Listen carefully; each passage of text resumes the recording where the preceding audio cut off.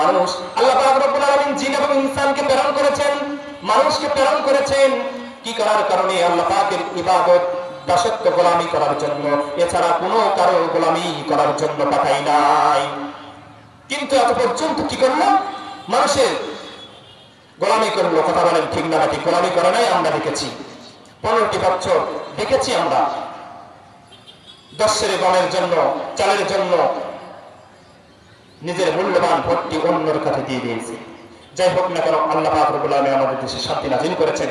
আল্লাহ পাক রব্বুল আলামিন এই কারণেই যে মানব জাতিকে মানুষগুলো যেন পথভ্রষ্টের মধ্যে যেন না যায়, মানুষগুলো যেন বিচ্ছেদের মধ্যে যেন না যায়, মানুষগুলো যেন ইমানদার থেকে যেন বেঈমান না হয়ে যেতে পারে, এই কারণে আল্লাহ পাক রব্বুল আলামিন মানব জাতির জন্য, মানুষের কল্যাণের জন্য, মানুষকে সঠিক পথে পথ চলার জন্য আল্লাহ পাক রব্বুল আলামিন একটা করে রাহবার প্রেরণ করেছেন।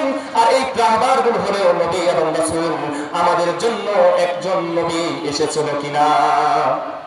আমাদের জন্য একজন নবী এসেছিল, তিনার নাম কি ভাই? বলেন না, আমার নবীর নামটা বলতে পারবেন না? আমার আপনার নবী জনাবে মুহাম্মদ রাসূলুল্লাহ সাল্লাল্লাহু আলাইহি ওয়াসাল্লাম কে আল্লাহ পাক রব্বুল আলামিন দুনিয়াতে প্রেরণ করে দিলেন। কারণ আমার আল্লাহ পাক বলতেছেন, আমার মানুষগুলো যেন, আমার বান্দাগুলো যেন পথভ্রষ্টের মধ্যে যেন না যায়।